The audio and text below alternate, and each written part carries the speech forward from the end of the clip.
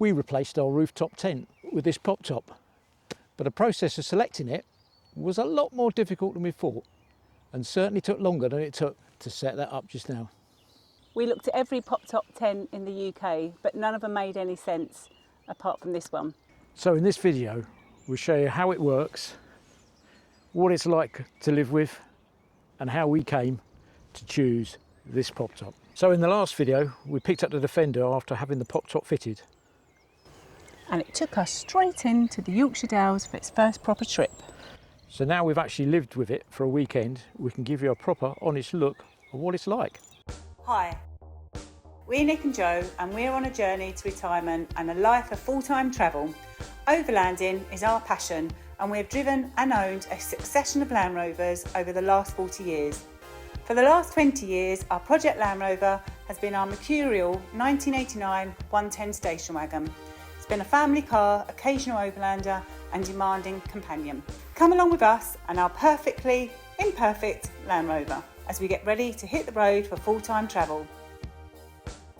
So this is the Safari equipped Defender pop top, and now I'm going to show you how simple it is to set up. Before we can pop the top, we need to release the canvas from inside. So we've got straps either side, one this side. Let's release the canvas. And to erect the tent, all you need to do is undo the catches either side.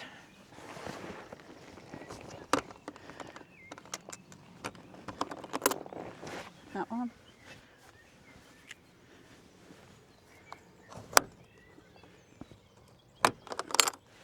Got it? And I've got it. 3, 2, 1. That's it. All done. And that just goes down the bottom. Then we just need to. Oh. Then it's just a case of putting the stays into the porch.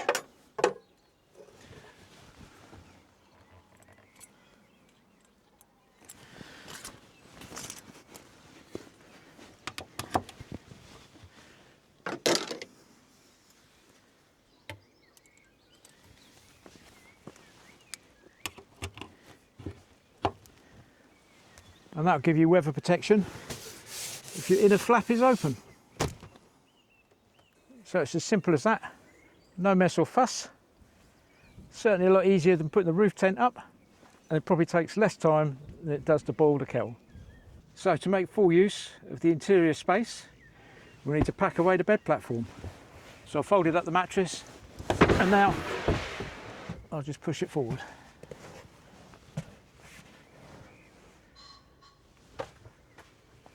As easy as that. And look at all the space.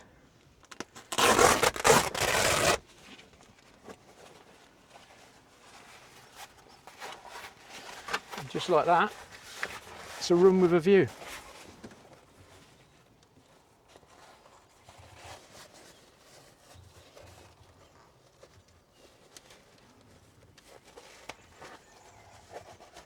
And this is where it really changes. Even though that's the bed, you can have a little lay down here. And you've just got so much space. If we need to cook inside, which we did when we were at the Yorkshire Dales. So you've got all of this head height, you've got your ventilation for your windows, sides and the front.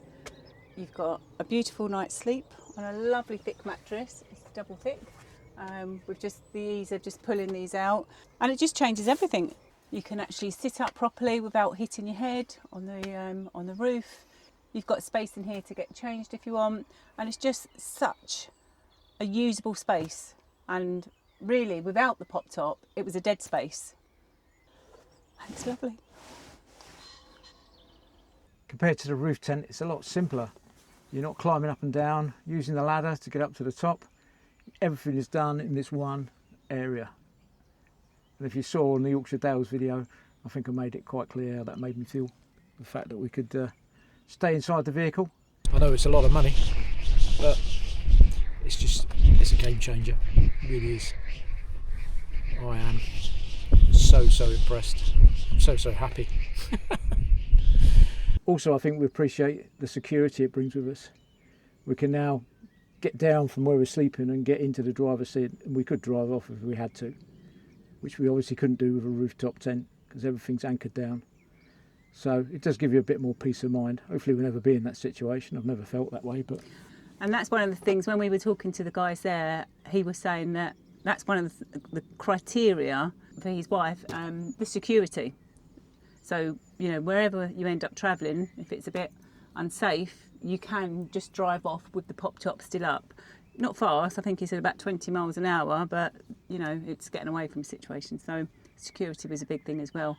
But it's just the space. It just turns it into, I don't know, it's just lovely to have this this space. Just makes it a much more enjoyable space. Yeah, it does, yeah. And you've not got two separate spaces. You know, always before it was the rooftop tent. Even when you've got the bed down, one person can still be down there and laid out on the couch. Yeah. So it's just... And standing up. So when this is out full, you've still got space to stand up there. So when I was laying in bed when we were away, Nick still had space to make me a coffee, stand up and pass it to me. Yeah, some things never change. But it's lovely, absolutely lovely. And we're loving it. So the biggest win for me is just how easy it is to set up. You literally can stop anywhere and set up, that's it. Yeah, it's really good for stop and go, which was the one thing you couldn't do with the rooftop tent. It just took a long time to set up and a long time to take down. For Nick. For me. But it is, it's just, I know I keep saying it that a million times, but it is a game changer. I just love the space. It makes you feel that you've had a renovation. Well, we have. We have had a renovation. And downsides, well, no real major downsides, I suppose. You know, if you are doing this as a start-up, you've got to weigh up the cost differential between a pop-top roof and a rooftop tent. You know, there is a lot of money involved, and that's going to affect some people.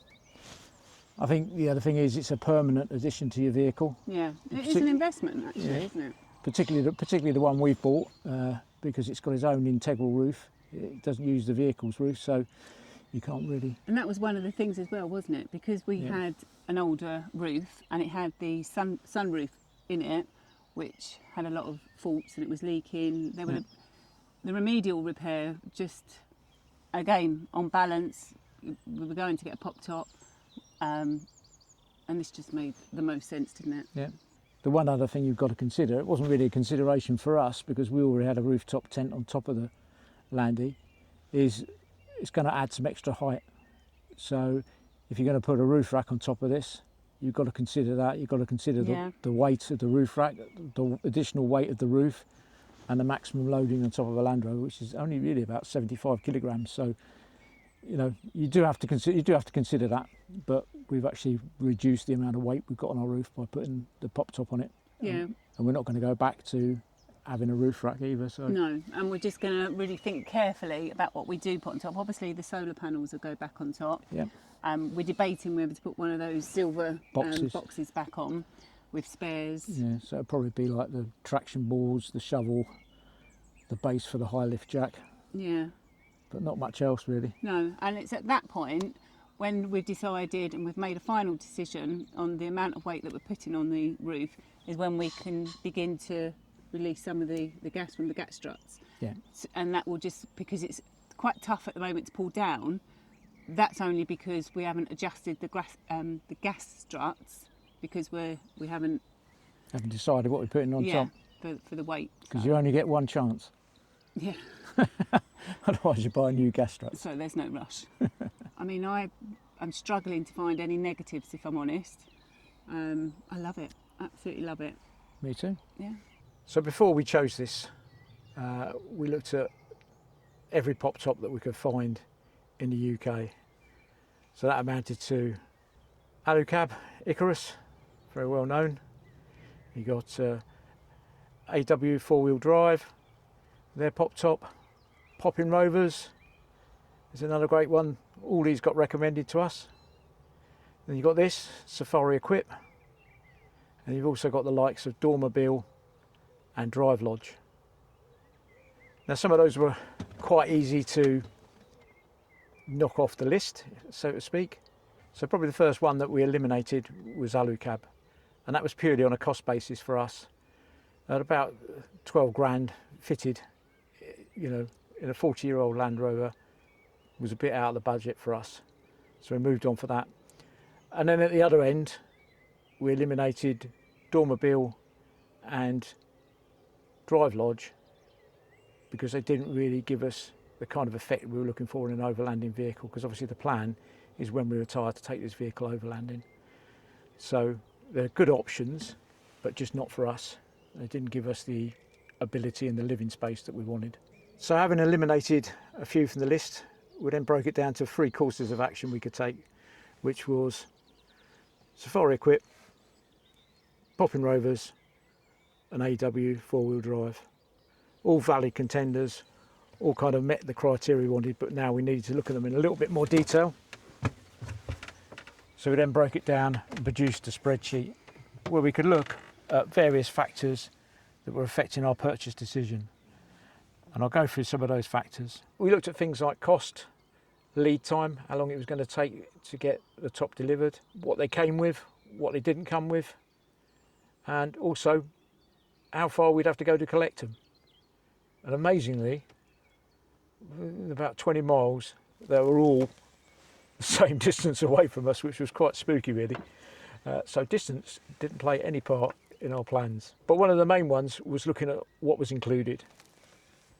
So some options come fully fitted, like the Safari Equip and the AW 4-wheel drive. Poppin Rovers is a self-install, so a DIY install, and I think those that followed the channel will know that that doesn't harbour any problems for us.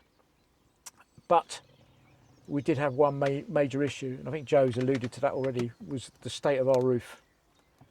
So our roof had been through the wars. It's got accident damage. Some of the gutters were twisted and bent. There was a dent in the roof. It got a leaking sunroof. It wasn't really going to be much use in a pop top. The Alpine lights were falling out. Yes, we could replace the rubbers on those and probably get them to fit better, but the actual metal around them was quite distorted. And also at some point it had some sort of light system bolted directly to the roof, so there were a lot of rusty nuts and bolts coming through the roof that could have been a source of water ingress. So why Safari Equip? Well, for us it just made the most sense. It cost £6,000 and it came fully fitted and painted. Crucially for us, we didn't have to reuse the roof. And the other big thing for us is literally once we'd picked it up, drove off and we could camp that night. As you saw in our trip to the Yorkshire Dales. Yes, we could have bought a new roof, but if anybody's looked at Jaguar Land Rover spare parts, you know a new roof would cost you around £12,000. So a lot of money. Even if you go to other parts suppliers, they're 10 grand. If you go to vehicle breakers, you might get one for 5 grand. And yes, you can pick up a bargain on eBay or Facebook Marketplace, but it could be no better than the one that we've taken off. So we made a really important decision, was that we needed to go for an option that gave us a roof upgrade price.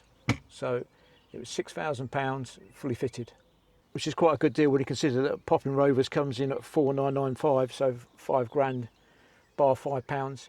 But you still have to do a fair bit of work yourself, and you have to supply some of the parts, some of the things. It doesn't come fitted, it doesn't come with a mattress, it's not carpeted, or it doesn't have roof lining and stuff like that.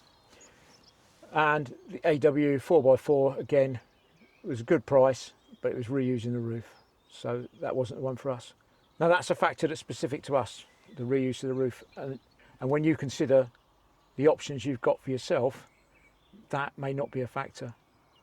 So go ahead, make yourself a spreadsheet, work off that and choose your courses of action, work through the plans, look at the good bits, the bad bits, and work out what's the best option for you before you spend your money. Cheapest is not always the answer. Can be, but in our case it wasn't. So one thing I will say, and thanks for this to everybody that's given us recommendations in the comment section. There's been some great feedback there, and everybody has recommended AW 4x4, everybody has recommended Poppin Rovers, and everybody has recommended Safari Equip. And there hasn't been one negative comment about any supplier. And it seems to me, and our experience is this, that those 3 suppliers all work very well with their customers, which is good to hear, because it is a big investment and you want to feel people are valuing your custom. And our experience from what you've told us and what we've experienced ourselves is that they certainly do value your custom. So after our first trip, I've definitely no regrets whatsoever about swapping out the rooftop tent for the pop top tent. Love it. And I literally struggle to find any negatives, if I'm honest. Yeah, I don't think we would go back to a rooftop tent. I think the ease of getting this up and down. So and easy. The fact that it's changed how we feel about the vehicle. Yeah, it really has given it like a new lease of life, isn't it? Given it a new lease of life. And the space inside is wonderful. It is wonderful. So we've got lots more coming up. Next episode, we'll be putting the solar panels back on the roof because I've got very little charge going into my battery at the moment. So we'll get that done. Lots of other things coming up. We've got a summer road trip coming up. Yep. So we've got to get the vehicle sorted out for that. So it's all go really, plus we'll do a few more nights away. We will do some more nights away, and obviously it's not a rush job, but I am so keen to start stripping out the inside of the Land Rover. I know it's not as simple as that, as dressing it, so I know that is for the future, but I'm really keen to strip it out, insulate it, get all new cabinetry, think about our storage. We were writing a list the other day of all the things that we need space for, and how it's really going to work. You were doing that in the first night, weren't you? Yeah, I was. You were so motivated that you were writing a massive long list, and I was just going, that's another job for me to do. Yeah, but you know, we're not going to rush it, obviously. Well, we can't. We haven't got the time at the moment. No. But yeah, that's definitely something that we're really keen to get moving on as soon as we can. So we'll see you next time. I hope you've enjoyed this. If you have, please give us a like and a hype. And if you aren't already subscribed, please do hit that subscribe button. It will mean a lot to us. The further we get on with this project, you know, the more the YouTube algorithm will help us along. Thanks for watching. Yeah, all the best, and we'll see you next time. Cheers now.